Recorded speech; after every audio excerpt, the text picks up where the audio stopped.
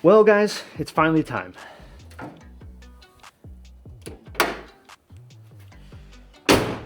I've said in enough videos that the Supra build is coming, and this week we're going to start it. The first step of this build is something that's going to give me a little bit more access to the engine bay, clean everything up a little bit, make things a little bit easier for me moving forward. And it might be a little bit controversial, but first, let's move some cars around.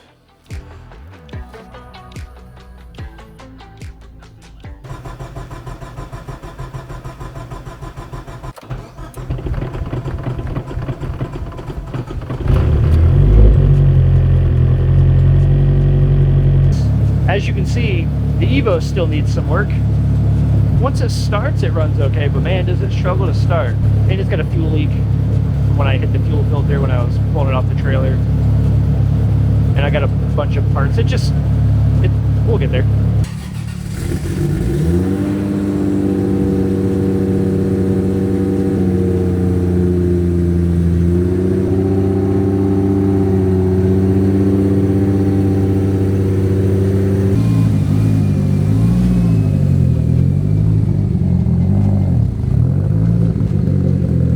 Alright, so got the cars moved around. Turns out the Evo is leaking coolant, fuel, and oil, which I think is every fluid, so that's good. Let's get this thing up on jack stands so we can start on it.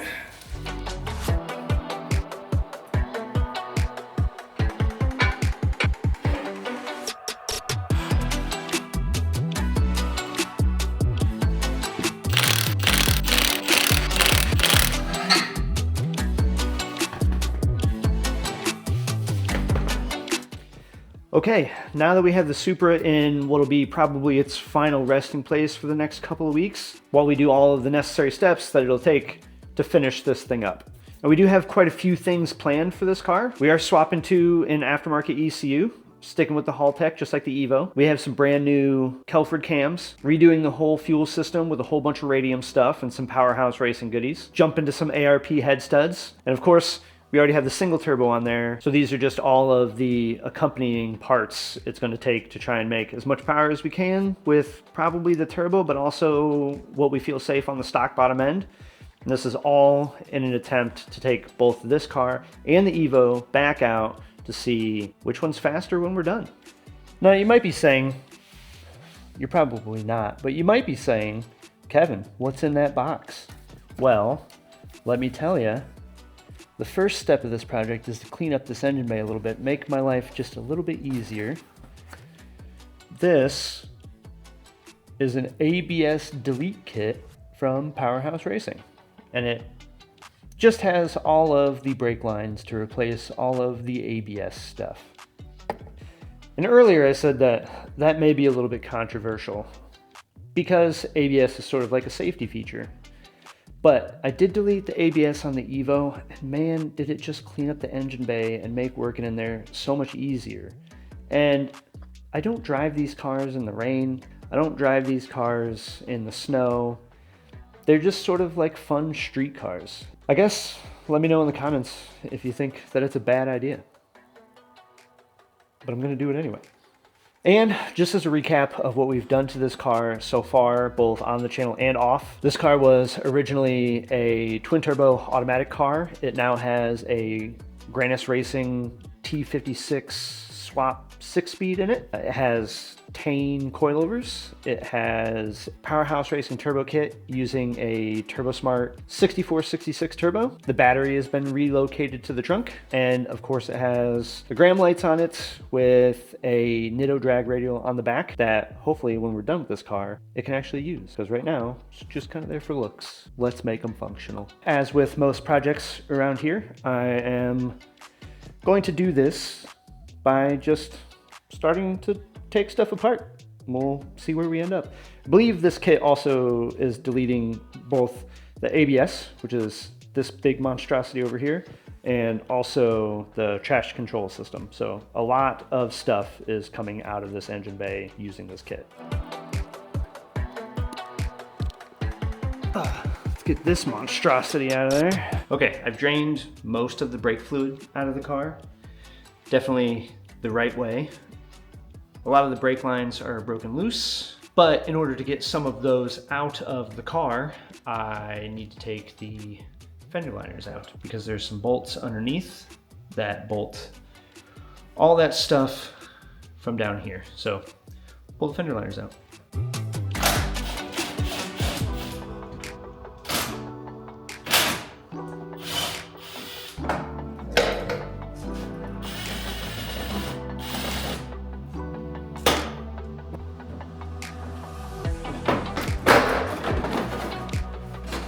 Got it.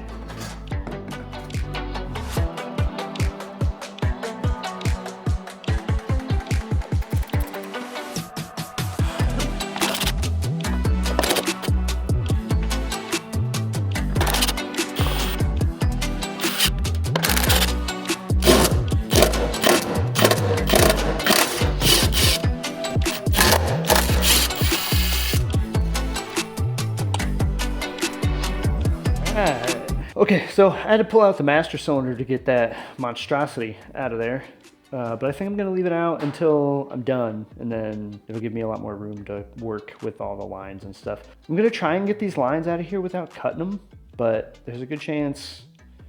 I mean, I'm gonna have to bend the crap out of them anyway to get them out, so I don't know. I might just cut them. I feel bad about it, but at the same time, I don't know, it's my car. Cut them if I want to.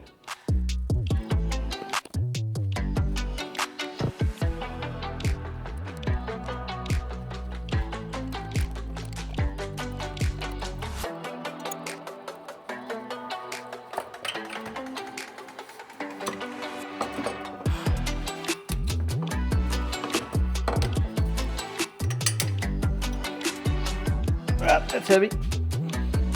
Well, all of the big stuff is out. Now we just have to try and get all of these lines that run across the firewall out, including the ones that run down on the other side that run to the rear. But there's a bunch more room over there now, so it should not be bad. Okay, just pulled out the last brake line, and I did have to cut most of them. But that's fine, because they're not going back in. Look at how much room is opened up over here. This much room sure would have been nice when I was putting the wastegates in. So we're getting there. All the brake lines are out, so now it's just time to put the new ones in. Speaking of the new brake lines, this box is the new brake line kit. This kit is from PowerHouse Racing. And it comes with all the brake lines and all of the fittings that you'll need to delete the traction control and the ABS. This is the mess of stuff that came out of the car. I don't know how much it weighs, but it's definitely more than this. And PowerHouse Racing also supplies you with this little diagram that lets you know exactly where everything goes. So I'm gonna put these together and then we'll route everything where it needs to go. This line will run from the master cylinder down to the two rear brake lines underneath the firewall. And then these lines I've discovered go all the way to the calipers. I thought they were just gonna connect to the soft lines, but I'm kind of upgrading the brake lines a little bit.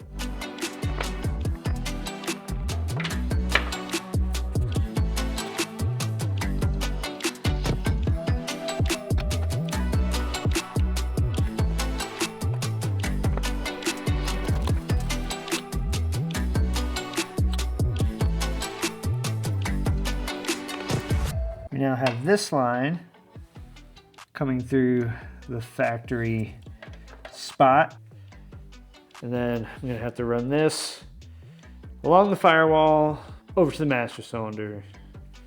I think I could just do it over the top. Like, you think if I just run it, that should work, right? All right, fine, I'll put it behind the firewall. Nice and tidy.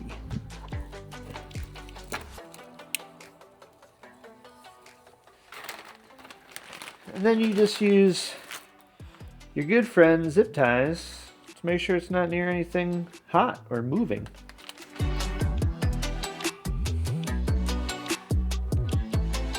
Can you see everything really well?